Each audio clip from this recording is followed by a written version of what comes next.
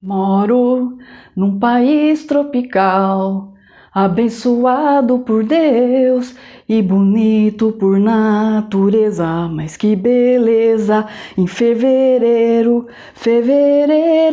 tem canibal, tem canibal. Sim, eu sou Gisele Silva Rumim e no vídeo de hoje, abordando aqui os povos tupis, em especial os povos tupinambás, eu resolvi dar início a uma nova playlist flopada, nesse canal flopado, que ninguém quer se inscrever, que ninguém curte, compartilha além dos meus parentes, obviamente, para falar aí sobre um assunto que o brasileiro ama de paixão.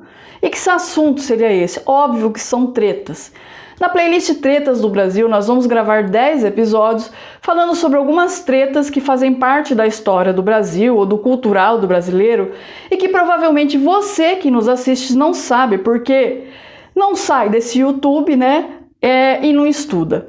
Então aproveita que agora os vídeos têm vinheta, corre lá, pega um copo de água, uma xícara de café e volta aqui para ver se você aprende alguma coisa.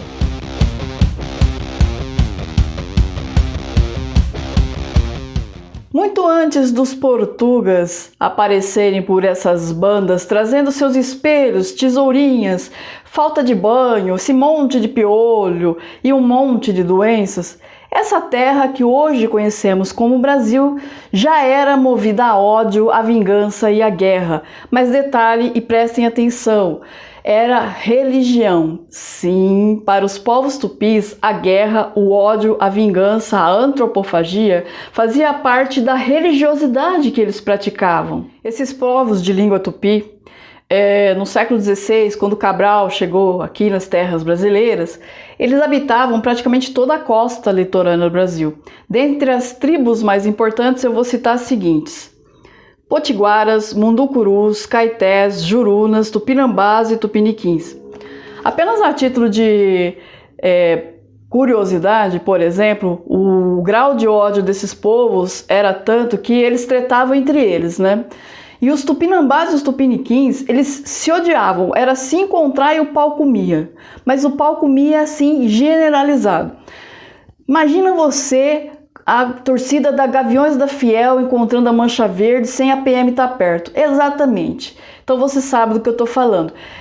Um encontro dessas tribos era praticamente assim, o curumim chorar e a mãe não escutar, porque provavelmente estava descendo a pancada em alguém também. Havia predominância de tribos tupinambás na região do Recôncavo Baiano e na região que vai mais ou menos do Rio de Janeiro até a Baixada Santista aqui no estado de São Paulo.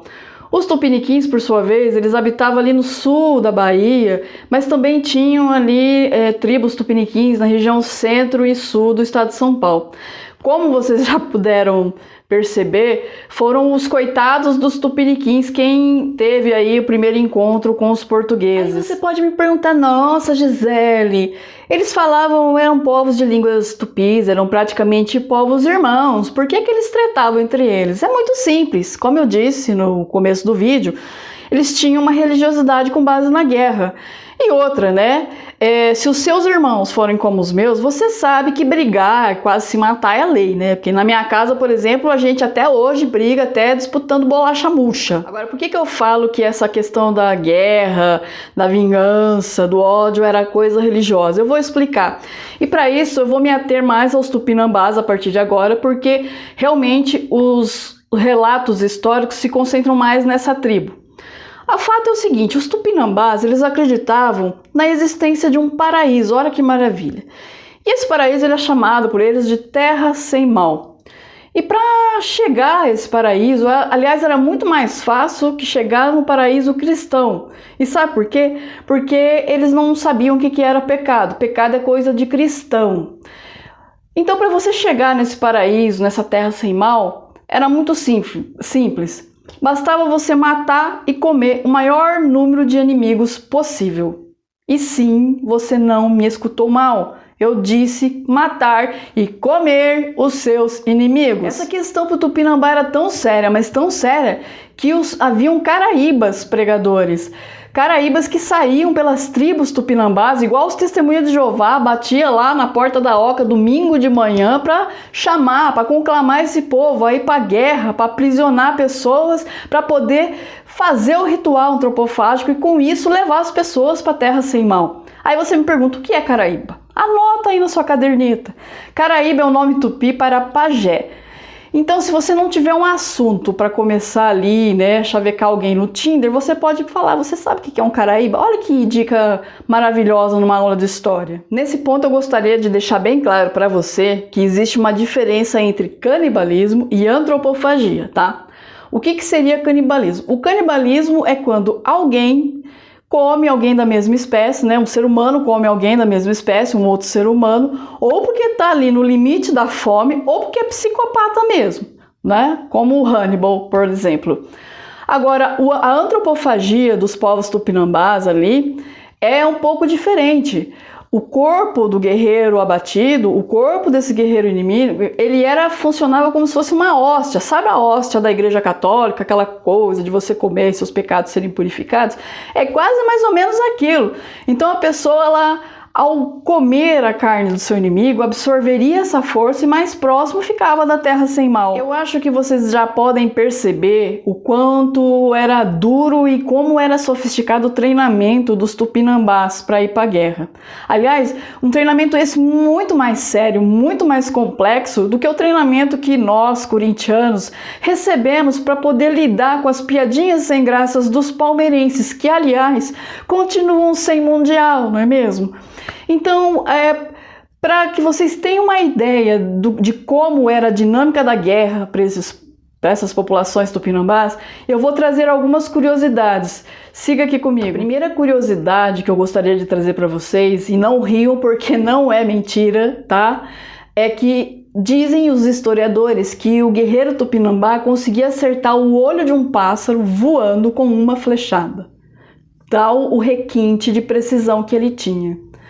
A segunda curiosidade é que os tupinambás, eles eram exímios guerreiros em batalhas navais. Eles tinham canoas que, através do qual eles desciam o rio, que cabiam em torno de 20 a 30 guerreiros, e eles saíam aí pelo rio afora para poder dar combate em aldeias mais distantes. Terceira curiosidade, os tupinambás usavam armamento químico. E sim, eu não estou brincando. Sabe o que eles faziam? E por favor, não façam isso em casa, porque pode dar um BO assim, gigantesco, tá?